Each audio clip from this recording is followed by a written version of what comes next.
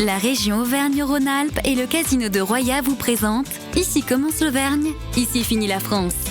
Avec Guillaume sur Logos FM. Bonjour Alexandre. Bonjour Guillaume. Bon, vous êtes un féru, vous avez 25 ans, vous êtes clermontois, vous êtes dans l'informatique si j'ai bien compris. C'est cela. Alors, je suis pas clermontois de base, je suis pas né ici. Vous êtes né où? Je suis né à Toulouse. À Toulouse, mais vous êtes quasiment adoubé auvergnat aujourd'hui. Je suis ici depuis la fin de mes études en fait, donc ça fait maintenant 4 ans que je suis ici, j'ai fini mon master en fait en informatique, après je suis resté travailler ici. Et alors si je vous ai rencontré, c'est que vous êtes féru, passionné, vous êtes découvert une passion même finalement pour la musique traditionnelle, les bals folkloriques. Vous êtes tombé dedans, un peu comme Obélix, avec cette musique typiquement locale, typiquement de terroir. En effet. C'est une amie qui m'a fait découvrir le bal. En fait, on était dans un cours de sport, je fais de l'escrime ludique, et elle m'a parlé des bals, et donc moi j'ai adoré déjà la musique, ça fait très longtemps que j'aime la musique traditionnelle, mais j'avais jamais essayé d'aller en bal, et donc j'y suis allé, et j'y suis revenu, d'abord tous les mois, puis maintenant toutes les semaines. Alors, musique traditionnelle, ça veut dire quoi concrètement? On a affaire à quel type de musique pour celles et ceux qui connaissent pas? C'est des musiques qui peuvent remonter à très longtemps dans le temps, c'est des musiques qui peuvent venir de la Renaissance, du XIVe siècle, mais qui au fil des années ont été soit transmises par la transmission orale, donc des bals populaires qui se faisaient avant, pendant le temps de nos grands-parents, quasiment tous les week-ends toujours, c'était comme ça qu'on se rencontrait avant. Et aujourd'hui, on essaye de retrouver ces musiques et potentiellement on peut les remettre au goût du jour, plus dans les bals folkloriques.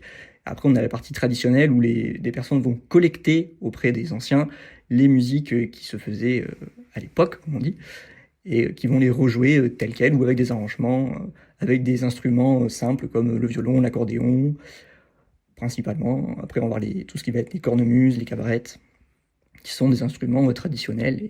Et qu'on connaît bien en Auvergne, du coup, ce sont des instruments vraiment très marqués, ça. Et qu'est-ce qui fait que 25 ans et que cette musique vous parle?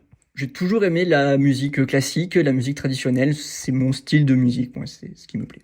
Bon, le bal traditionnel, le bal folklorique, on l'appelle comment d'ailleurs? Le bal Moi, je l'appelle le bal trad.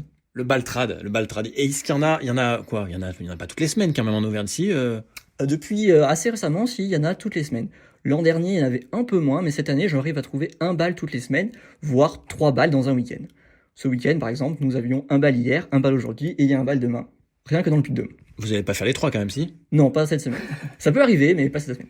Et alors, comment se passe un bal traditionnel? Parce que là, pour rien ne vous cacher, on va vous accompagner dans un bal à Cessa, on est au pied du Puy-de-Dôme, un beau village, pour un bal folklore, un bal trad, comme vous le dites. Mais comment ça se passe concrètement? C'est des musiciens et on vient pour danser, pour rencontrer des gens, pour boire un coup? Comment ça se passe? C'est ça, il y a des musiciens sur une scène, ou même pas sur une scène, qui jouent. Généralement, ils ont des amplis quand même pour pouvoir couvrir le son de la salle. Et puis les gens dansent, ils annoncent une danse, les gens se préparent et se mettent à danser. Soit des danses de couple ou des danses de groupe, en ronde principalement.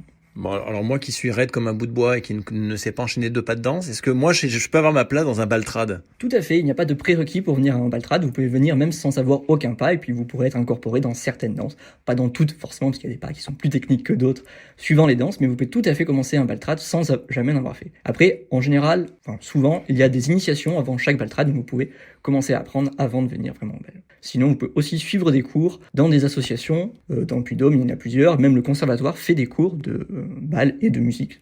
Et alors si je veux m'enseigner pour savoir où il y a des sites dédiés où on peut faire choisir son bal Tout à fait, il y a le site Agenda Trad qui permet de voir les bals de toute la France. En fait, vous sélectionnez après la région et le département pour trouver le bal qui vous intéresse. Bon vive les bals trad alors Alexandre. Vive le bal. Merci Alexandre. Merci Guillaume.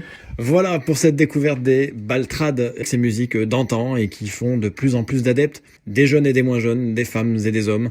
Ici en Auvergne, voilà ce qu'est l'Auvergne, ça sent bon l'Auvergne tout ça. Très très belle journée à l'écoute de Logos FM et en musique évidemment. C'était Ici commence l'Auvergne, ici finit la France. Avec nos partenaires, la région Auvergne-Rhône-Alpes et le casino de Roya. Le lieu de divertissement incontournable au cœur de notre territoire. Jeux, restaurants, spectacles, salles de réception. Avec le casino de Roya, donnez une chance à l'imprévu. Jouer avec excès comporte des risques. Appelez le 09 74 75 13 13. Appel non surtaxé.